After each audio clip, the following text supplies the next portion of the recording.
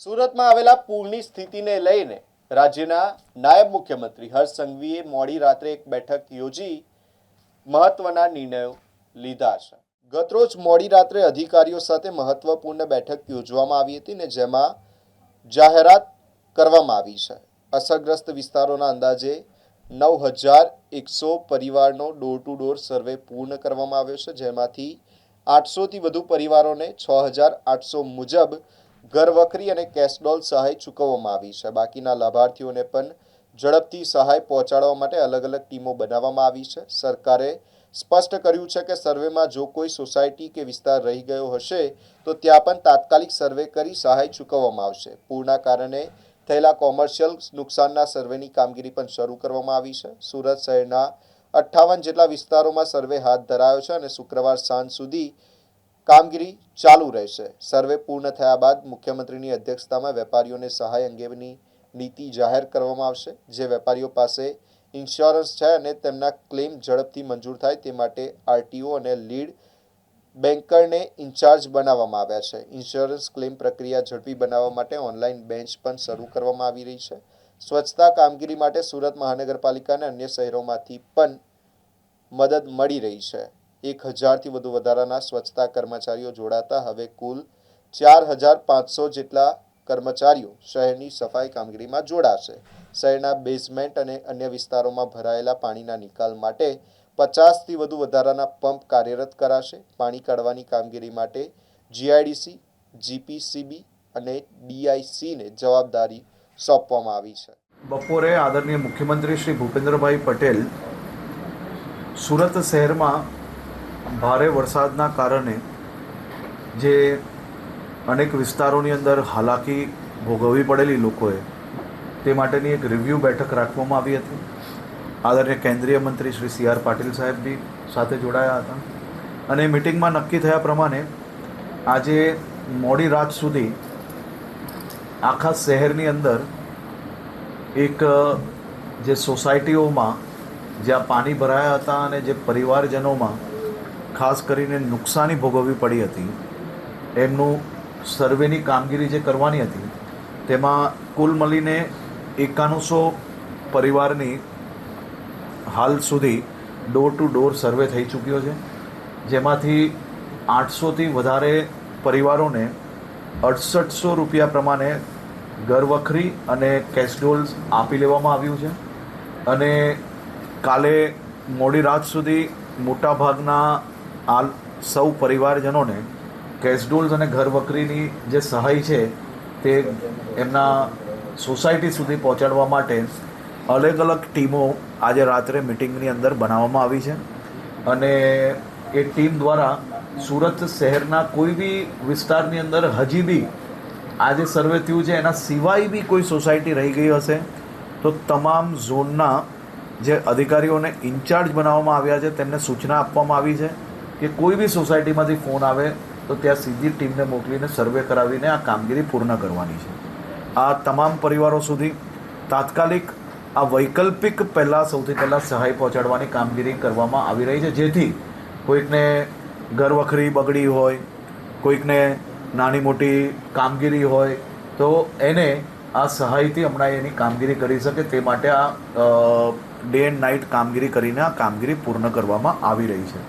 એની જોડે જોડે અનેક કોમર્શિયલ એરિયાની અંદર કોઈનો વેપાર છે, દુકાન ચલાવે છે, એમાં જે નુકસાન થયું હોય એનું બી સર્વેની કામગીરી સરકારી સહાય માટે આવનારા દિવસોમાં મુખ્યમંત્રીશ્રીના અધ્યક્ષસ્થાને અને આ નિર્ણય લેવામાં આવશે, પણ એની પહેલાં આખું સર્વે કરાવવું એ ખૂબ મહત્ત્વનું હોય છે। હાલ સુધી ખાસ કરીને સુરત શહેરના 58 જેટલા નાના મોટી ગલીઓમાં એરિયામાં જે કોમર્શિયલ એરિયાની અંદર જે નુકસાન થયું છે તેનું સર્વે કરવામાં આવ્યું છે। હજી બી જે કંઈ અમારી પાસે માહિતી આવે છે એ કાલ સાંજ સુધી સર્વે ચાલુ છે। પછી બી કોઈ બી જગ્યા પર અગર એવું લાગતું હોય કે અમારું સર્વેમાં નથી આવ્યું, આ 2 દુકાન રહી ગઈ છે, તો એના માટે અહીંયા કલેક્ટર ઓફિસની અંદર એક ઇન્ચાર્જ જે બનાવ્યા છે તેમની ઓફિસમાં તે ટોલ ફ્રી નંબર પર માહિતી આપી શકે છે અને એને બી અંદર લેવામાં આવશે। હવે એ પોલિસી આવનારા દિવસોમાં જાહેર થશે ને એ પોલિસી જેવી જાહેર થાય એવી તાત્કાલિક એને મદદ પહોંચાડી શકે તે માટે આજથી જ આ બધું સર્વેની કામગીરી ચાલુ કરી લેવામાં આવી હતી અને કાલ સાંજ સુધી મોટાભાગનું સર્વેની કામગીરી વાણિજ્ય એટલે કે કોમર્શિયલ એરિયાનું બી કામગીરી પૂર્ણ કરવામાં આવશે. એની સાથે સાથે જેમની પાસે ઇન્સ્યોરન્સ છે, ઇન્સ્યોરન્સની જે પ્રક્રિયા હોય છે એ પ્રક્રિયા માટે બી સુરત શહેરના આરટીઓ અને લીડ બેન્કર એ બેઉ જણને ઇન્ચાર્જ બનાવવામાં આવ્યા છે.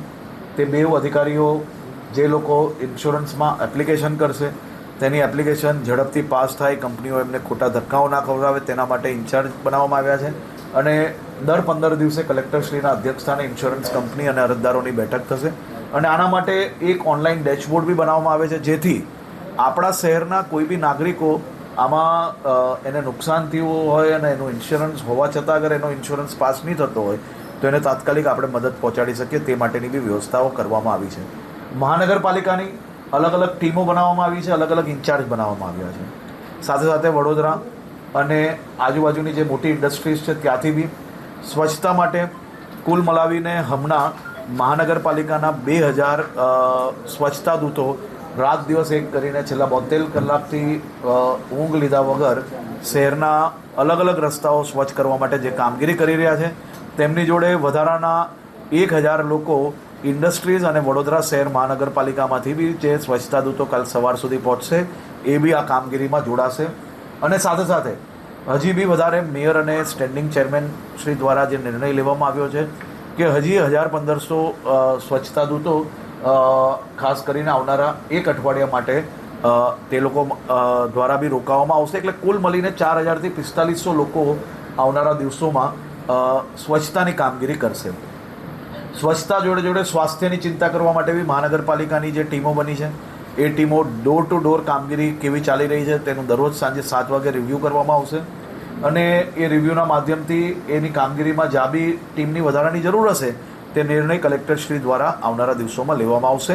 પણ મોટી ડોર ટુ ડોર સ્વાસ્થ્ય માટે જે કામગીરી કરવાની છે એ પરમ દિવસ સાંજ સુધી કરી લેવામાં આવશે.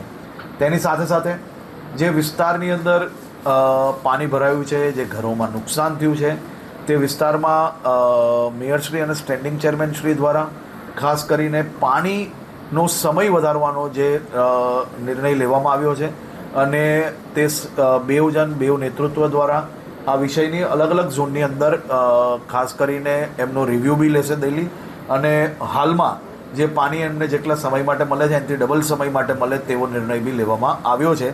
પરમ દિવસથી એમાં બી કામગીરી આગળ વધશે.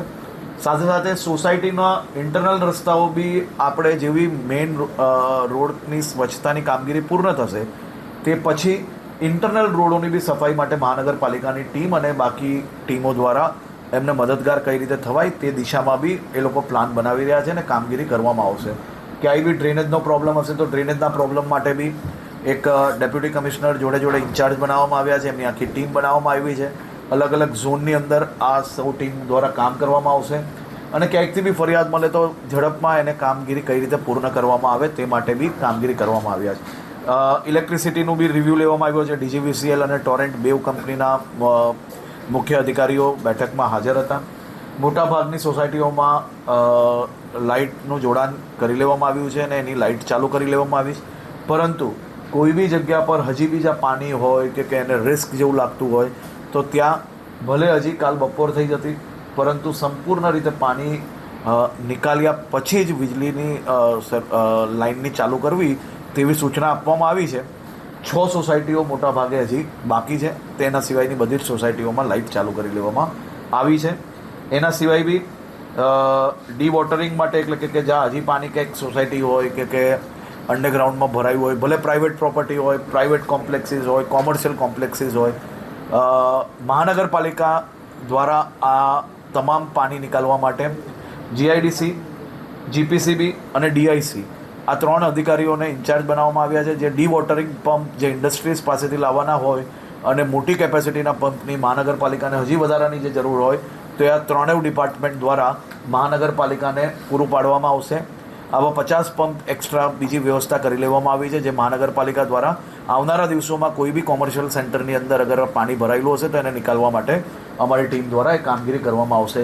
તે જ રીતે મહાનગરપાલિકા દ્વારા જેસીબી અને